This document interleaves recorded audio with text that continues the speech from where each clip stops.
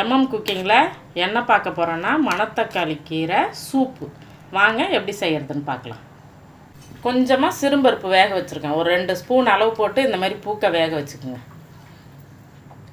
கொஞ்சமாக எண்ணெய் சேர்த்துக்குங்க. கொஞ்சமாக கடுகு சேர்த்துக்குங்க. கடுகு பொரியட்டும். ஒரு 2 காஞ்ச மிளகாய் கிள்ளி வச்சுருக்கேன், அதை சேர்த்துக்கலாம். ஒரு கைப்பிடி வெங்காயம் நல்லா வதங்கட்டும். ஒரு 2 பச்சை மிளகாய் சின்னதாக, ஒரு தக்காளி எல்லாத்தையும் சேர்த்து நல்லா வதக்கிட்டோம். இது அரிசி கழுவுன தண்ணி. ஃபஸ்ட்டு கழுவி ஊற்றிட்டு 2வது தண்ணி இதை இது கூட சேர்த்துக்கணும். நம்ம வதக்கின வெங்காயம் தக்காளி கூட அதை சேர்த்துக்கலாம்.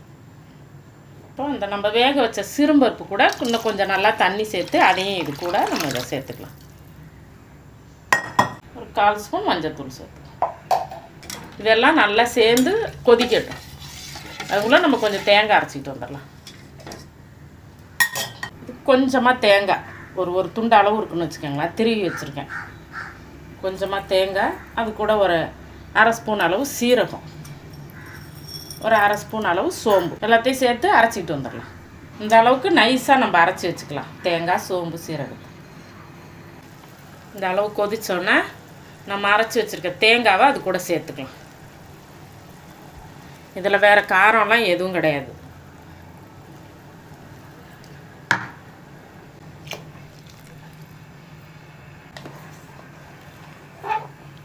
நல்லா கிண்டி மூடி விடுங்க. இன்னும் ஒரு கொதிக்கட்டும். கொதிச்சோன்னா நம்ம அது கூட கீரையை சேர்த்துக்கலாம். மணத்தக்காளி கீரை நல்லா பொடியாக நறுக்கி வச்சுருக்கேன். நல்லா கழுவி அலசிட்டு அள்ளி வச்சுருக்கேன். இது நம்ம வீட்டில் மாடியிலேயே ஒரு 2 தொட்டியில் வச்சுருக்கோம். அந்த கீரை இந்த கீரை வயிறு புண்ணு, வாய் புண்ணுக்கெல்லாம் நல்லது. இந்தமாரி சூப்பு வச்சு நம்ம சாதத்தோடு சேர்த்து சாப்பிட்டுக்கலாம். இந்த கீரை இப்போது நான் அந்த கொதிக்கிற தண்ணியில் சேர்த்துக்கிறேன். இந்த மாதிரி மணத்தக்காளி கீரை இது மாதிரி வச்சு சாப்பிடுங்க. பசங்களுக்கும் காரம் இல்லாமல் சாப்பிடுங்க. வயிறு புண்ணு, வாய் புண்ணுக்கெல்லாம் ரொம்ப நல்லது. சின்ன ஸ்பூனில் ஒரு 1/2 ஸ்பூன் மிளகு சீரகத்தூள் சேர்த்துக்குங்க. அவ்வளோதான். ஸ்டவ்வை கம்மி பண்ணிக்கலாம். ஒரு தட்டு போட்டு நம்ம மூடி வச்சிடலாம். ஒரு கிண்டி இது மணத்தக்காளி சூப்பு.